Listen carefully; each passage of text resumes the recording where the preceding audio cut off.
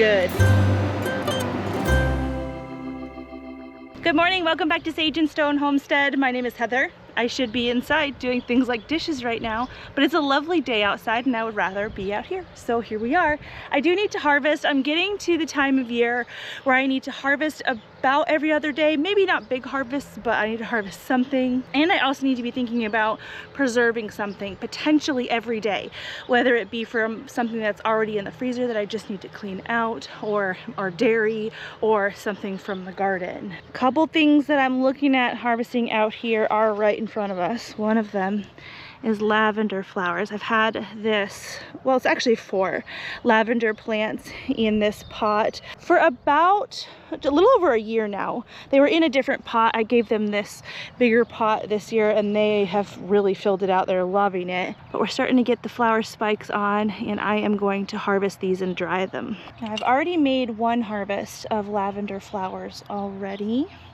And it seems like this plant, or this series of plants, is really going to be cranking out the flowers this season. You can see we've got different spikes at different stages of maturity. I've grown lavender before, but my plants were never this big, and I've never been able to harvest this much, so it's exciting. Just got my little stork shears out here. These are from another time when I used to do a lot of seamstress work.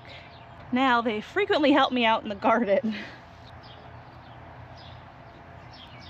Oh, beautiful. Just one more over here. I also have quite a few patty pan squash that I'd like to harvest. This particular variety, it's my first year growing them. Look at that big one back there. I have found that they do grow a little bit slower as far as the fruits themselves than the other varieties of patty pan that I've grown in the past. Some squash grows so fast that if you don't pick it by the next day, it's nearly inedible. That's not true of this variety. This is the Green Lightning hybrid. It grows just a little bit slower, which I kind of like. It's forgiving. Get that one. That's a cool shape. I have started to see squash bugs doing their thing, mostly on these plants, but I do have quite a few squash growing out here on the lane. Looks like the spaghetti squash thinking about opening its blossoms. So exciting. We got some male flowers down here. That's the ones without the little immature fruit at the base of the flower. It looks like those have already started to open. You see that flower down there? And that's great. So we can get these guys pollinated. That might even be open tomorrow morning. It's a little bit of a trickle harvest coming off of this right now, but it still had to happen. My girls recently asked if they could have free reign to harvest and eat sugar snap peas as they see fit, and I've told them yes. These guys are going to be on their way out. We have gotten a lot off of them and they are enjoying them most fresh, even though I have freeze-dried some. I have to agree, their flavor is best fresh. What I'd like to harvest is actually over here. I genuinely might rip these out soon too, possibly today. But check that out. I showed this in the garden tour, which I filmed, I think about 3 or 4 days ago at this point. I filmed it on Sunday, and today is Thursday. That is totally ready to harvest. Just a little bit of caterpillar damage on the leaves, but they've left the head alone. Oh, isn't that gorgeous? We will, of course, soak this in salt water to make sure there are no buggies on board. I'm gonna fit in there. Ooh. I'm thinking about harvesting some of these cabbages before the cabbage loopers really take over. I have sprayed these with a little bit of BT and it looks like we might have gotten a little bit ahead on the bugs. I mean, it's pretty bad on the outside layers, but can you see the inside is starting to grow out relatively nicely? So we'll see what happens there. Oh man, we should grab that too. I already have a big cabbage in the fridge that I intend to make coleslaw with. I just haven't gotten to it yet, but I need to grab these before the bugs really get to them. They'll last a couple months in the fridge.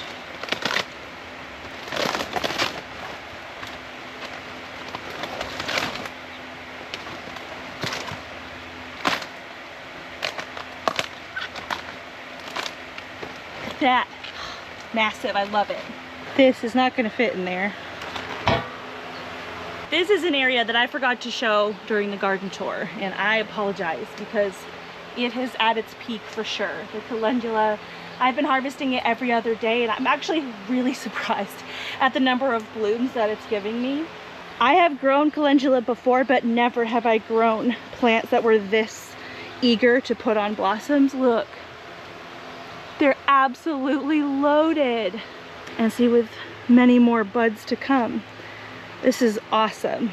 Really nice blessing. Now the one thing about these plants, and I'm noticing a lot less than when I noticed before, but these do have some measure of aphid pressure, and I will show you what I'm doing to combat that. They're all over the plants, all over the stem, all over the flowers, and obviously I don't want aphids in my oil infusion. That's what I'm doing with these. I'm drying them and I'm making an oil infusion to add to my tallow for tallow bombs that I make later in the year.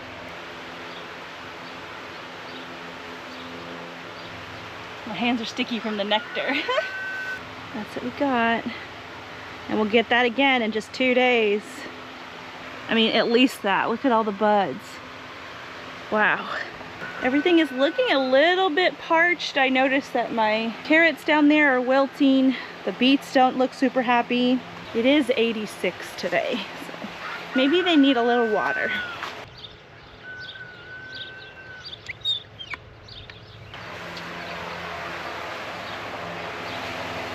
I don't think we're gonna get to it today, but these peas are done for. These are shelling peas that I put in here that got real bad with the powdery mildew, and they've tried to produce, but there's just not enough left in them as far as energy or the capacity to collect energy in order to ripen the pods that they have set. I mean, I guess there are a few. Ugh, I don't know. It's not that appetizing, if I'm being honest.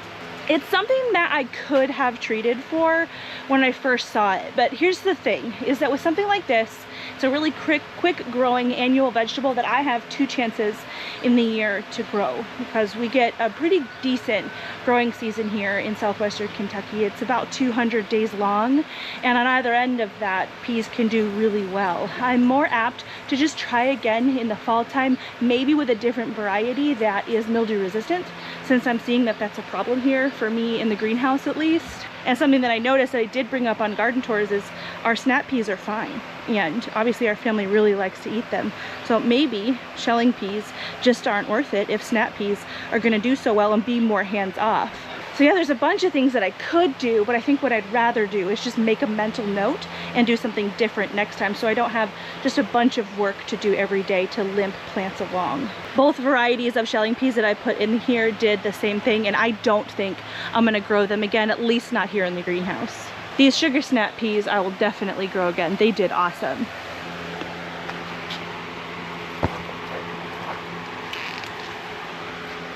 Tell me why these boys have this huge barn and they're all clown carring into that little pallet shed. Come here, Farrell. Come on.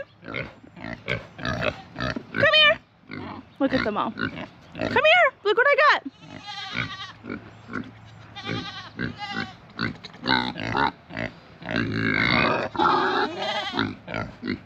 Come here. Warden is doing great out here with the big boys. Aren't ya? What do you think of this? He may not like it. They actually prefer it when I crack them open.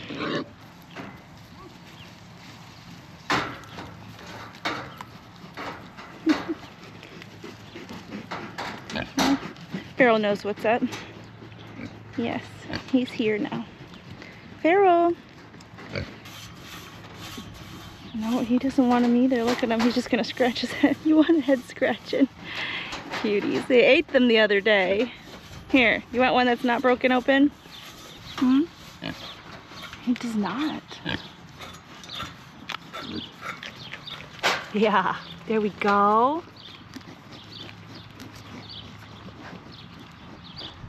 Oh, Farrell, your son's taking over.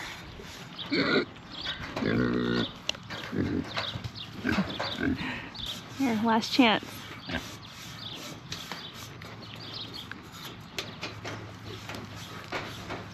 No. Loofah pig. Good girl. Ooh, I got this bug landing on me. You know what it is? It's a deer fly. I have not seen a deer fly in a really long time. Their bites hurt, so I'm going inside. I forgot to show you. I harvested a couple beets the other day. I'm gonna cook these soon. I've got to figure out how. I've never been successful, at least not this successful, at growing beets. Okay, so we're about to take the aphids off of the calendula, which again do not look as bad as they used to. They used to be covered with aphids, especially on the back of the flower. But I have soaked these in salt water, and I found that soapy water actually works better. So this is just Dawn dish soap. And I have overfilled it, of course, but I'm just gonna like agitate this around in my hands, and I'm gonna let this soak for about 20 minutes, and then I can stick it right back in this basket here and use it like a colander. Rinse it real well with cool water, use centrifugal force with this basket outside, and dry them off as much as I can before sticking them in the dehydrator. And when they are done in the dehydrator, they look like this. Kind of shrunken up and crispy. Here is my calendula jar that I've been adding to. We're just gonna keep filling it up. I'm just gonna cram them in here. Once I feel like it's full enough, I need to transfer it to a new jar so I can take out that desiccant pack. But then I'll fill this with oil. We'll let it steep for about 6 weeks. We're not at that point yet. I can add quite a few more. I want my oil to be as potent as possible. I mean, the plants keep producing, so I might as well. This much oil is going to go a very long way in the tallow bomb.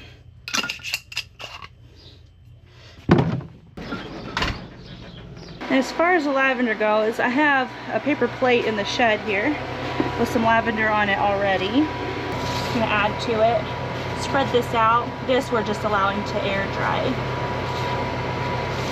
The freeze dryer is going and it is done. I just have it set for some extra dry time. This is actually some yellow summer squash that our Amish friend gave us. She gave us a whole produce box full. So I was able to fill this up, do 3 jars of bread and butter pickled squash, and we had squash with dinner the other night. So massive blessing. The idea that I have with these is they're just freeze dried. I didn't add any kind of seasoning or anything to them. I didn't even cook them beforehand. They just got chopped up and shoved in the freeze dryer. My thinking is that I can make squash au gratin using the freeze-dried squash, and you can do it with fresh squash too. The thing with fresh squash is that depending on the squash, it can be a little bit watery as it cooks and make things a little bit soupy. This should really take away that variable by starting out with freeze-dried squash, so I'm really excited to try that. Beautiful. Super light, you can kind of hear it popping, crispy popping, maybe. That's good like that.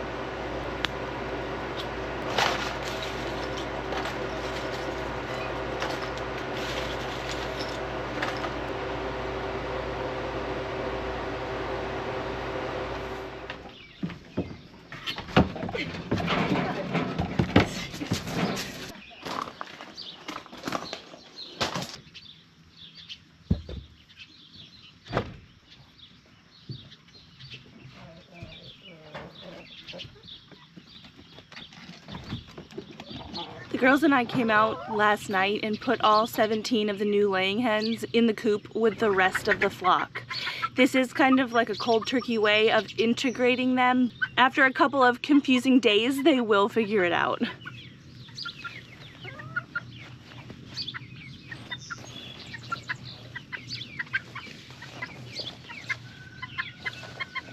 My main hope and concern is that they know where home base is. I've got water in there. I've got water in several different places. I've got food in several different places.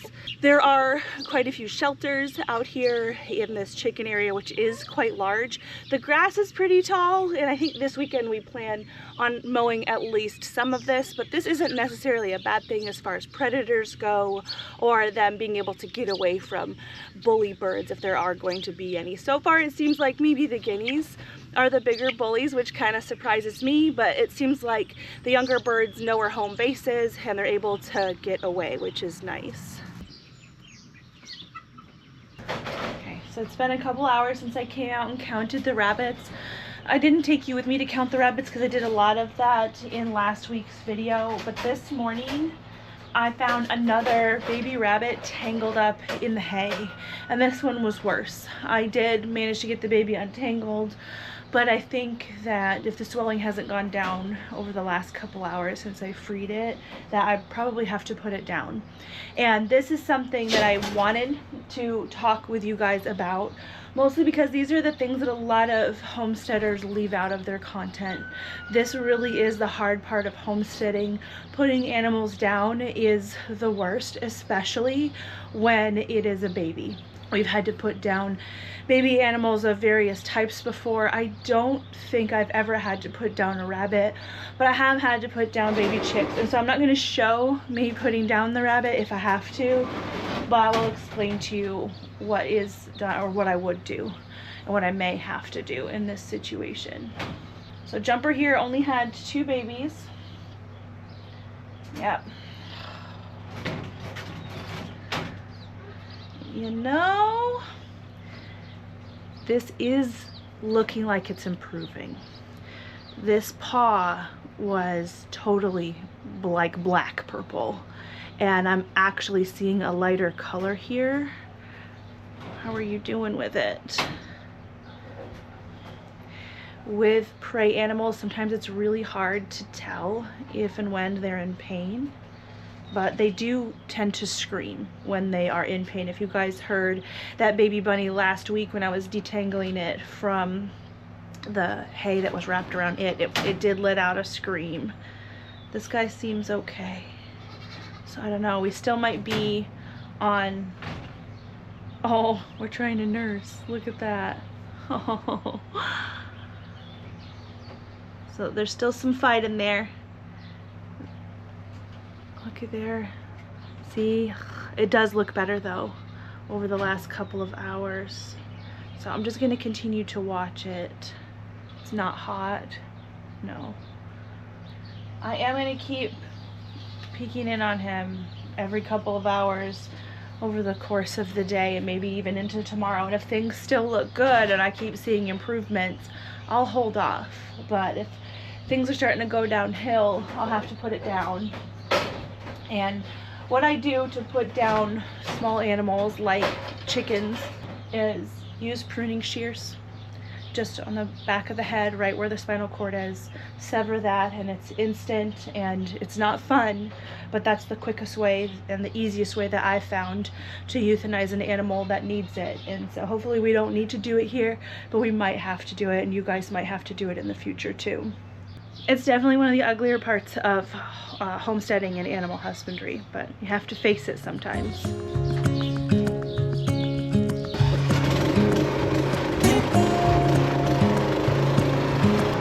Standing underneath the lights, look into each other's eyes. Tired snowflakes are coming down, collapse into water when they hit the ground. I hear the sound of empty streets. Yesterday is gone to sleep, so all that's left is you and me. I can promise you're the only thing I see. Hold my hand and hear the words I say. Close your eyes and let us fade away. Build a secret place for you and me. Let our minds be caught up in a dream.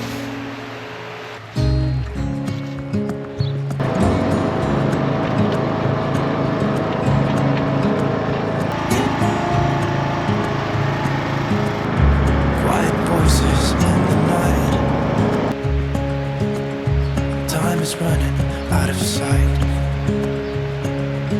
A lonely wind is passing by, tries to carry all the whispers that it finds.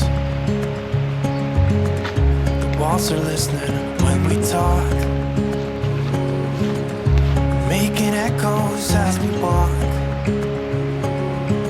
There's no one left but you and me.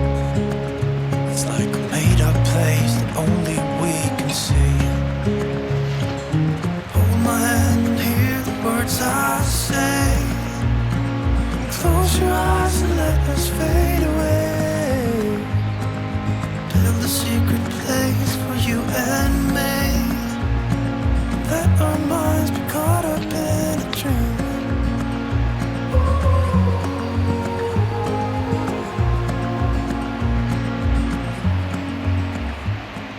Well, hello, good afternoon. I have to do a little bit of tomato pruning, and I also want to let you guys know that we did have to put 2 baby bunnies down. Now, I'm just gonna get it out of the way so you guys don't have to wonder this whole time. You're gonna hear a baby goat screaming in the background. I just moved 3 of the weenies out to actually this pen right behind me right here, and there's 3 of them in there. They're not alone, but they're still a little bit confused about what's going on. So you can go ahead and ignore that. They're okay. So the rabbit that I had been watching, the second rabbit that got tangled up, a couple hours later I went back down to the barn, and that same rabbit was fine. It looked like the color was coming back to its arm just fine. And so I had some hope that maybe this was just another one-off fluke and it, you know, wasn't gonna happen again. Well, 2 hours later, I came back down to the barn and the rabbit was tangled up again, but much worse than it was before. Again, it was around its head, it was around its neck. It was a whole mess, and this time I decided the rabbit needed putting down. Its leg was really swollen up and purple and just clearly was in pain, and so I put it down. Crazily enough, my daughter came to the house with a baby bunny, a black one, that had a broken arm from getting tangled up in the hay. Guys, I have been keeping rabbits very consistently for the last almost 6.5 years. Never have I seen this. This hay is the same hay that we used almost all winter. I had a really nice hay in the beginning that had a lot of alfalfa. I did use some of that in our nest boxes, but then we, you know, went through that with our goat herd and with the rabbits, and I bought a different kind of hay. I think it's an orchard grass, but in any case, I've used it all winter and it's been fine. I don't know if it's something with the hay. One rabbit getting tangled up, I could say, okay, this is a fluke. 2 rabbits getting tangled up more than once, and I have to think that something is going on. I don't exactly know what, but I am considering changing what we bed our rabbits with. So I've seen where some people will bed them with like chopped straw. Some people will bed them with pine shavings, and some people will actually cut the hay that they put in with their rabbits. I'm not necessarily interested in putting in, you know, a lot more work to do something like hand cut the hay that I put in there, but switching to pine shavings sounds pretty simple. I'm just not sure if that is what's going to work best here. I'm absolutely willing to try it, but I had to tell you guys, that was insane. It was 2 baby bunnies that we ended up putting down for getting tangled in hay.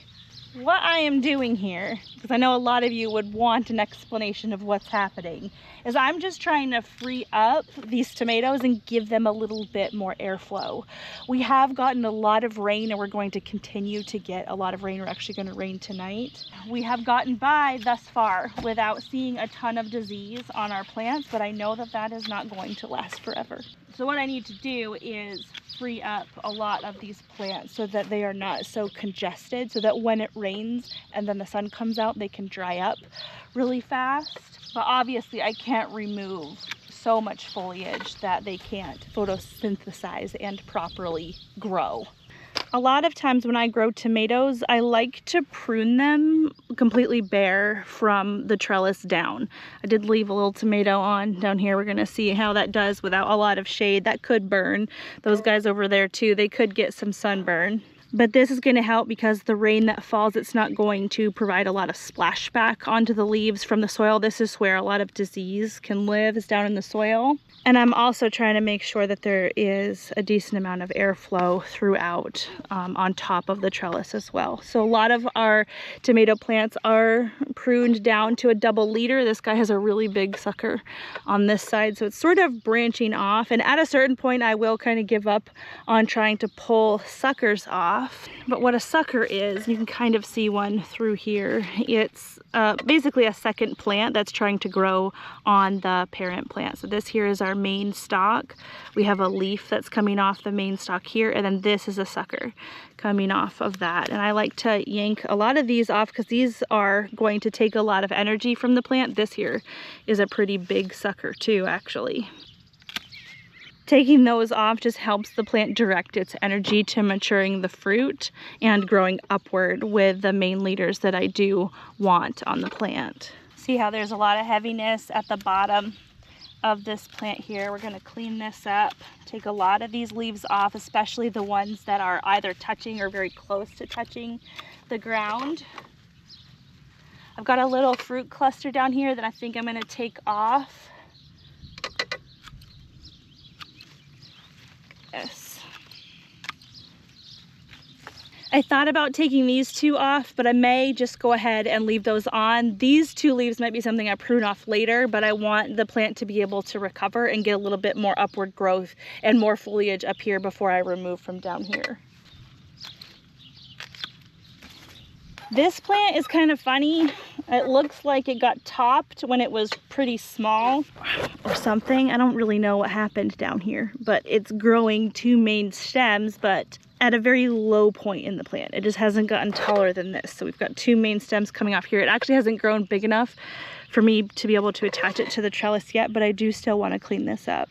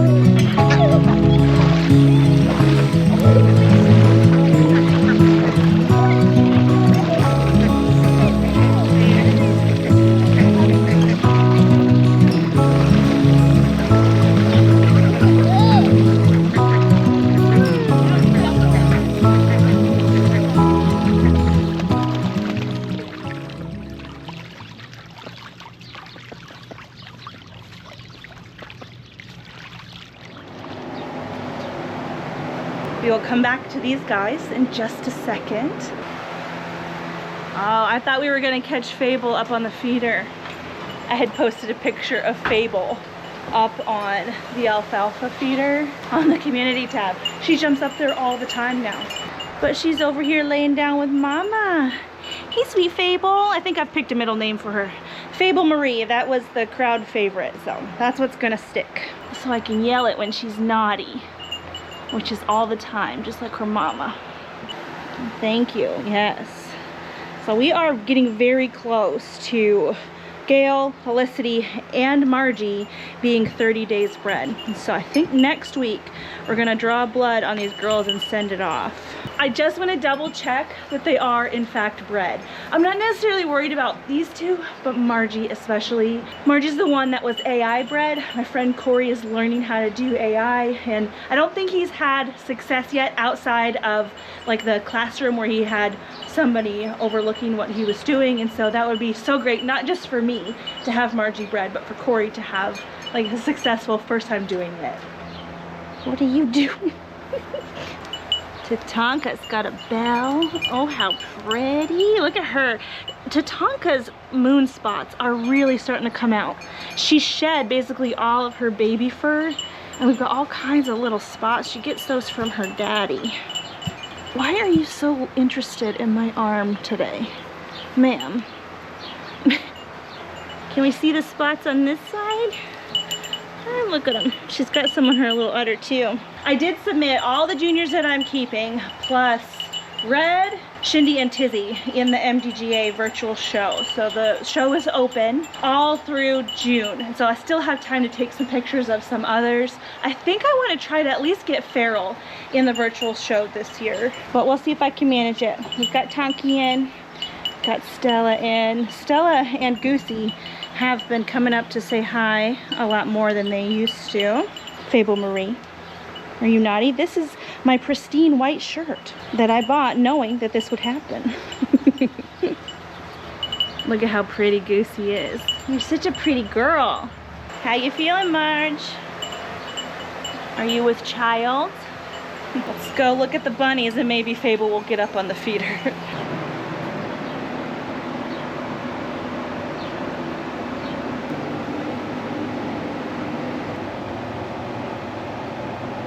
This past weekend, my family and I took a road trip, not too far, but about 2-ish hours away to Murfreesboro, Tennessee to pick up some beautiful silver fox rabbits. So if you didn't know, silver fox do come in several different colors. I don't think all of them are allowed in shows, but obviously you can have them to breed at home and play around with the furs. We are phasing out of the Californian breed, so the Californians that you see here, when their babies are old enough to be weaned and to be put in the freezer, these guys will go in the freezer with them. But as far as our silver foxes, we have this buck here. This is Paul Bunyan. This doe here, this other doe here, both her and her sister are the blue color. Beautiful. And we also have Penelope. She is a black silver fox. And then this guy up here is a lilac tort buck. You might see something in their ears. They are tattooed, so that's their tattoo ink. They have Sharpie in one ear. That's the way that they were marked in their litter. And then before we left, she tattooed them in their other ear. So that's what you see in there. But he's a lilac tort. These guys are younger, so they don't have like that ticking in their coat that the silver fox have. But yes, lilac tort coloration, which is recessive. That's what he is. And so is his litter mate sister that we bought. We won't breed them together, but she's gonna be paired with Paul Bunyan. Aren't you sweet girl? Huge ears on them, oh my gosh. Hey, sweet thing. I know, you're getting used to people. And down here is a beautiful chocolate doe. She is a little bit older and quite a bit bigger. And she is starting to get the mature hair that they get. So pretty. Now this is just a temporary setup. These cages are a little bit smaller, but this is like our overflow area, our new overflow area. I had these cages kind of laying around, but this is officially set up now for overflow.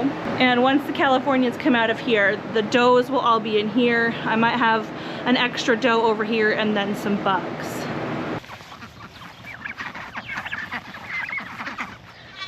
Oh, are you guys getting brave? Hey! Are you gonna do a good job taking down the grass in here? They'll probably need some help. At some point last year, we opened up these 2 pastures so that the chickens could have run of all of it. And what I do to mow this area is I'll put goats in here at different points in the year. Now, this is really tall over here.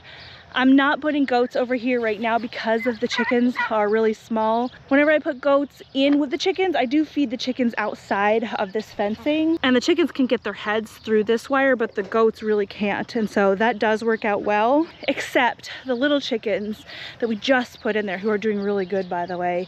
I don't know that they would be able to eat as well as they need to. And so I decided we'd close this off. We'll figure this out at some point. It's actually not as kind of bad as it looks. There are little pathways through here that they do really enjoy running through. And then Levi mowed them this strip right here that leads to the coop. But we were able to get these 3 boys over here to work on this space. How are you doing? They were a little bit stressed for a day or so being separated from their friends. I still have 2 goats over in the wiener pen, but y'all are figuring it out.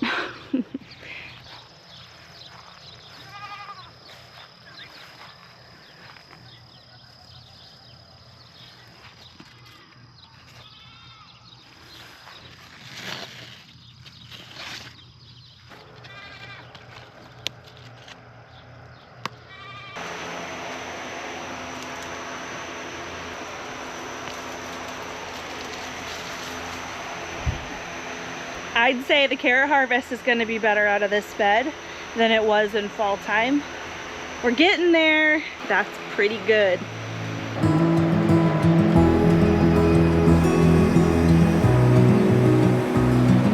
Do you want to try?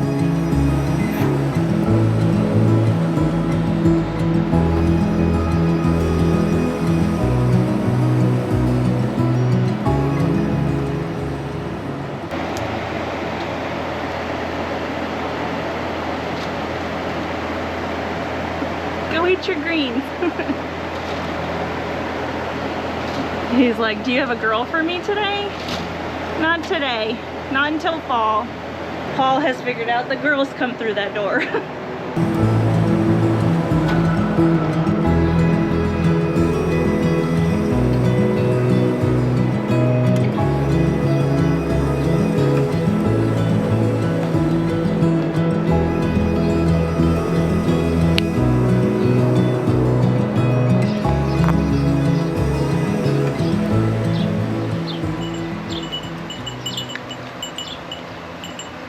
You're gonna bite it with your side of your mouth.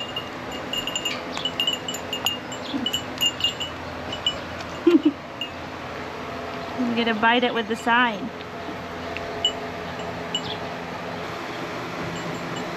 Fable, really.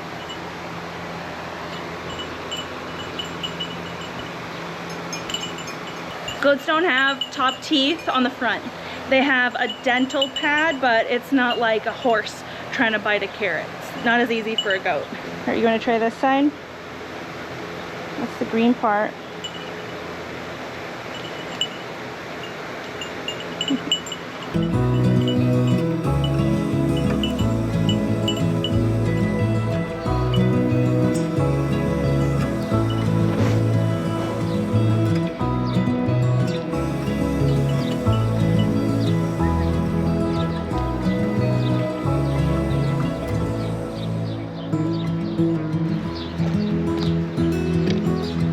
Nice.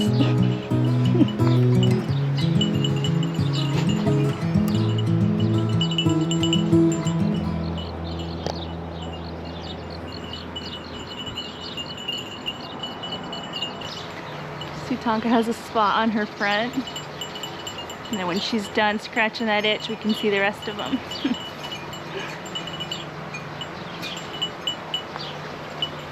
Can we see the rest of them? Look at your spots on your neck.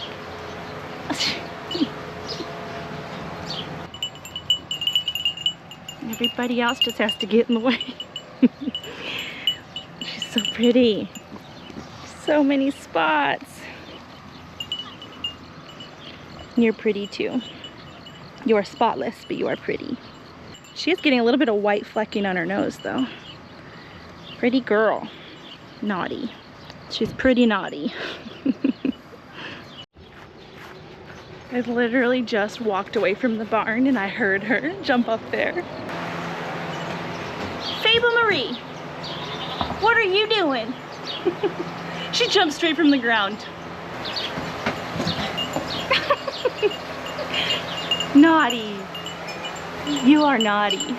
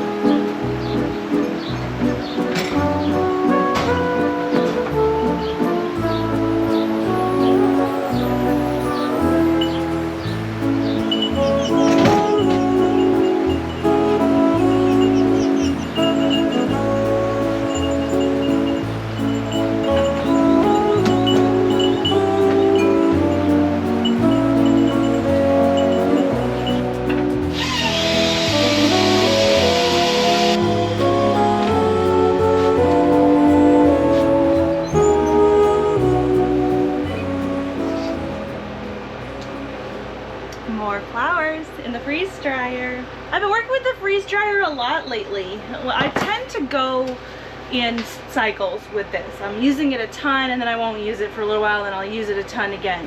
For things like herbs, this is my favorite way to dry them, and really that's what I'm bringing in a lot of right now. So here we have more calendula flowers. This is lavender, and then I did just start harvesting some echinacea, so that's all fun. The other trays that I have in here have basil on them. This is the cinnamon basil that I'm growing in the garden. I have 3 trays of that, and then I have this lemon balm here, and I've been combining the two to make a tea, and it's just the most refreshing thing. I know I've talked about it before, but it's worth repeating. If you have not tried it, definitely do. I've not tried holy basil. I hear that that one is amazing too, and I swear I have the seeds. I just can't locate them, but maybe I'll have to locate them. I know basil grows really fast, so I probably still have plenty of time, especially if I grow it in the greenhouse. But I'm thinking that I have enough calendula flowers at this point to start doing an oil infusion. So I think I might have mentioned it at the beginning of the video, but the goal with this calendula is to make an oil infusion so that I have a little bit of infused oil to mix with my tallow from our goats, and it makes a really nice salve. I use it everywhere. Last year I infused rose petals into olive oil, and that was really nice. These are actually less crunchy than they were. Oh yeah, I'll show you the desiccant pack once we get down to it. That's why I'm switching jars, because I have this at the bottom. I need to get that out before I pour oil in. These here are the desiccant packs that I like to use because I can see when they have sucked up as much moisture as they're going to. They have these little colored beads inside of them. See, they're orange when they are recharged and ready to go. And then when they've sucked up a lot of moisture, they turn this like greeny blue. And so this guy is all used up. I'm not going to worry about a desiccant pack in there right now because we're just going to put oil in that. But that is probably from me being a little bit too eager to get the herbs out of the dehydrator, not the freeze dryer. This thing does really well. And they're not moldy or anything. They're just not crispy. There are a ton of calendula flowers that we have harvested, and there are even more out there right now. Honestly, at this point, I probably still will harvest a little bit, but I'm getting in the mindset where I want to clear out that greenhouse so that I have time to like leisurely amend it and things and get it ready for fall time. And so I think a lot of the calendula that's left in there, I'm gonna let it go to seed, and I'll collect the seed and we'll plant that again for next year. So here's our quart, solid full, cram pack full of the dried calendula flower. This olive oil, just gonna pour it on top. Ooh. Got a chopstick. Oh yeah, it has sunk down pretty well. Just trying to release some air bubbles, get as much contact with the oil with the petals as possible. It's surprising how much oil fits in here with how many flowers are in here.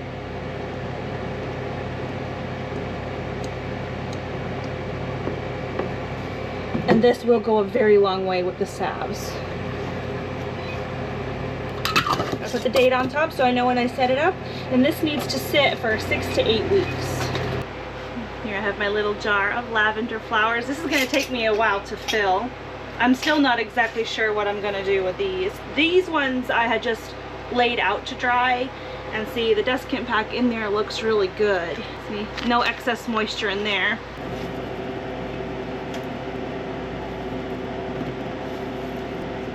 You know, for now I might just stick this echinacea in here for safekeeping. I forgot to mention too that these desiccant packs can be recharged. You just dry them out in the dehydrator, in the freeze dryer, very low in the oven, and they can be reused. As long as the little indicators turn back orange, they're fine.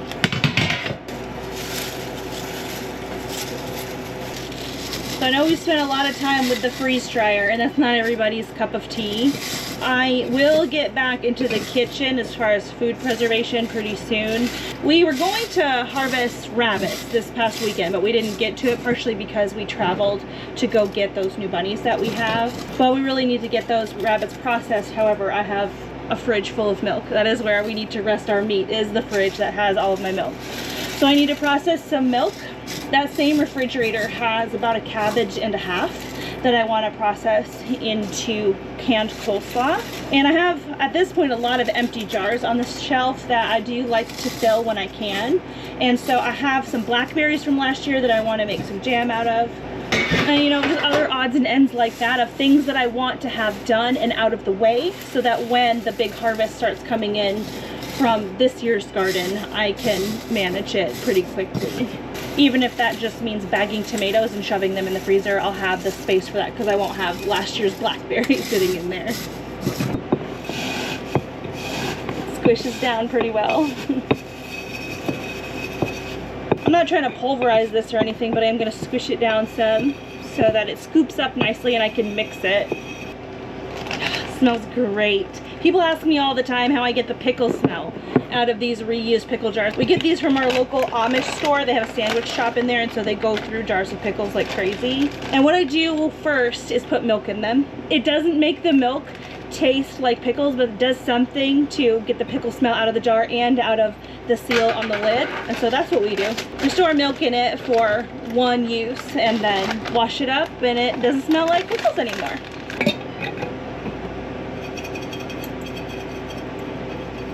Good amount of tea for later. Very likely I will not be touching this tea until I don't have any more fresh basil growing. So that's what I have for you for the vlog. As far as this week, you might be able to see behind me that I did get my seeds started for the fall garden. I'm sure these will be germinated by next week. I told you some of the things that I think we're going to get to, as well as drawing blood for the pregnancy test. It's a very busy time of year, but I'm here for it. I'll see you guys again soon.